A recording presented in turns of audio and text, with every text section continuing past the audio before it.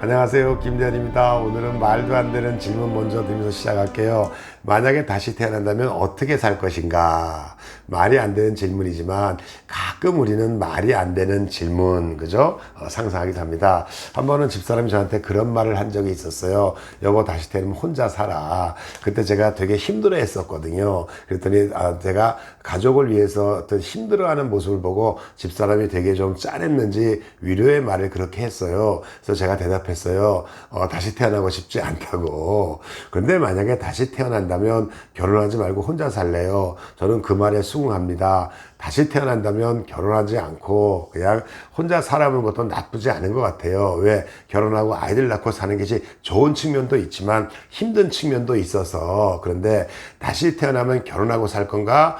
내 아내를 다시 만날 건가? 내 배우자를 다시 만날 건가? 다 부질없는 짓이에요. 왜? 우리는 결코 다시 태어나지는 않으니까요. 그럼 다시 태어나지는 않지만 우리는 다시 살 수는 있다고는 생각해요. 왜냐하면 지금은 평균 수명이 길어졌고 웬만큼 은퇴하고 나면 30년, 40년 정도는 의식이 있는 채로 건강하게 살아갈 수가 있잖아요. 그러면 다시 살 때는 어떻게 살면 좋은가? 이거에 대해서는 준비는 좀 할 필요가 있는 것 같은데 사람마다 살아가는 방식이 다르겠지만 저는 여러 가지 생각이 있겠지만 그 생각을 굳혀준 어떤 좋은 인생 조언이 하나 있어서 여러분들에게 한번 좀 읽어드릴 테니까 여러분들 인생을 다시 살 때 어떻게 다시 사는 게 좋은가 어떤 도움이 되신다면 구독 한번 눌러주시고요. 좋아요 눌러주시고요. 알림 눌러주시고요. 정말 감사하고요. 한 번이라도 좀 눌러주시면 삶의 희망으로 삼겠습니다. 자, 그럼 먼저 읽어드릴 내용은 92세 할머니의 인생 조언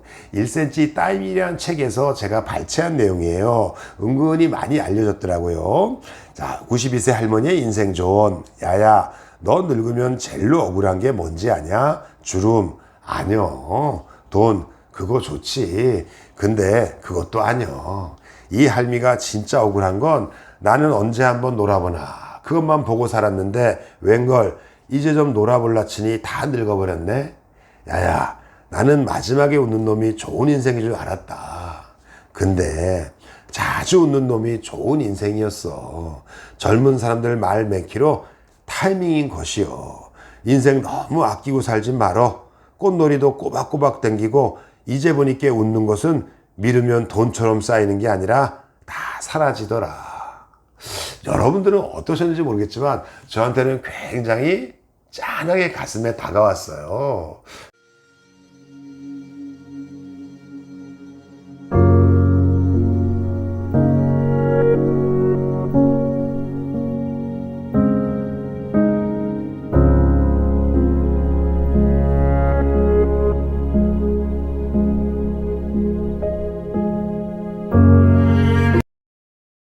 왜냐하면 저도 좀 생각하는 게 뭐냐면 앞으로는 내가 나를 위해서 좀 살아보고 싶다는 생각을 많이 하거든요. 그래서 제가 요즘 주장하는 거는 이기주의적인 부모가 되자. 이기주의자가 되자. 일단 나부터 살자. 내가 편해야 가족도 편해진다. 그런 생각을 하는데 이 92세 할머니의 인생 조언이 어떤 그런 생각과 비슷하셔서 굉장히 기쁘긴 했습니다. 문제는 이런 인생 교훈 중에 이런 교훈이 있잖아요. 인생에 가장 중요한 세 가지의 금이 있다. 황금이 있고 현금이 있고 지금이 있다. 와, 지금에서 저는 확 들어와요. 사실은 지금을 살아야 오늘이 행복해야 내일도 행복하고 지금이 제일 중요하고 지금이 지나가면 다신 돌아오지 않는데 과연 나는 지금을 제대로 살고 있는가? 살아보면 반성되는 게 참 많아요. 여러분도 크게 다르지 않을 것 같다라고 좀 생각을 하는데 왜냐하면 지금은 늘 내가 죽일 수밖에 없는 게 내일이 지금보다 중요하다고 나는 생각해요. 그래서 거의 60년 가까이를 내일을 위해서만 늘 살았어요. 내가 지금 참고 견디면 내일 더 좋아질 거야. 그러니까 살아보니까 웬걸 좋아지는 것도 있겠지만 빚만 늘어요. 걱정만 더 커져요. 이상하게 살아가면서 걱정이 없어야 되는데 걱정이 자꾸 늘어요.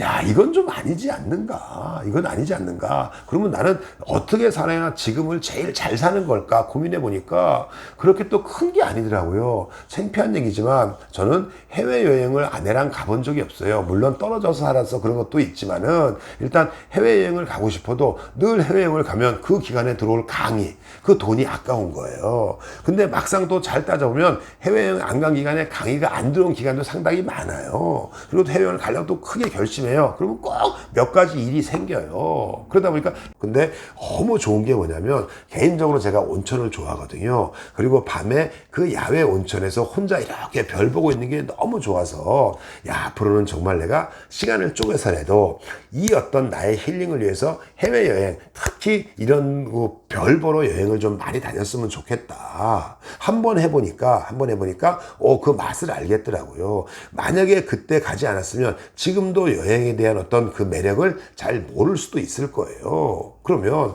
과연 나는 지금을 충실하게 살았는가? 과연 오늘 같은 경우도 제가 사무실에 나가서 일을 좀 하려고, 왜냐하면 뭐 강의도 많이 줄어들고 거의 뭐 책도 잘 안 되고 유튜브도 하지만 뭐 조회수도 나오지 않으니까 자존감 떨어지고, 그럼에도 불구하고 나는 포기하지 말고 더 열심히 일하자라고 이제 막 나오려고 그러는데 집사람이 눈에 띄더라고요. 그래서 가만 보자. 내가 지금을 즐기자고 주장을 하면서 과연 나는 집사람과 그 지금을 즐기고 있는가? 그래서 그냥 아무 생각 없이 그래, 고민한다고 더 될 것도 아니고 걱정하고도 될 것도 없는데 그냥 집사람이랑 오늘 그냥 한번 밖에 나가서 야외에 가서 냉면 한 그릇 먹고자 해서 집사람이랑 같이 나가서 냉면 먹고 들어오고 커피 마시고 들어왔어요. 그랬더니 조금 뿌듯하긴 하더라고요. 바로 이러한 거, 작은 거, 오늘 즐길 일을 뒤로 미루지 않는 거, 그죠? 김포에 배 들어온 다음에 뭔가 하는 거, 그게 아니라 지금 할 수 있는 일은 조금 해보는 이런 어떤 생활 습관부터 길들여 가는 게 내가 인생을 다시 살 때 지금을 황금처럼 사는 어떤 그런 좋은 어떤 방법이고 그런 거의 스타트가 아닌가 싶어서 여러분에게 이 글을 읽어드렸으니 여러분 지금을 황금처럼 짧게, 그리고 행복은 강도가 아니라 빈도라는 것처럼 이 지금의 빈도, 지금의 행복의 빈도를 많이 즐기실 것을 권유드리면서 오늘 이만 마칠게요. 여러분 바이바이. 혹시 도움 되셨다면 구독, 좋아요 눌러주시면 제가 큰 도움 되겠습니다.